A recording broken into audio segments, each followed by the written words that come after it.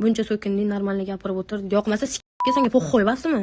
Normalniy gapiraman. Yana prямой efir meniki. Men telefonim 11 Pro Max dan kiryapman. Yebam bilan. Soskadron bilan.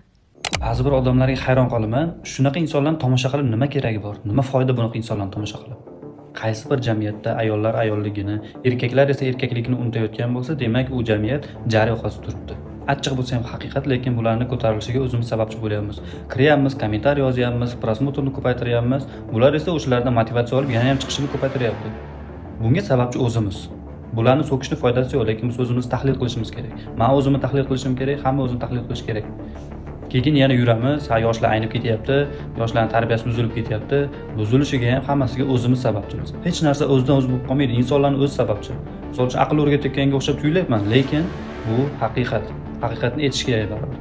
Sizlar qanaqa fikrdasizlar bunaqa odamlar to'g'risida?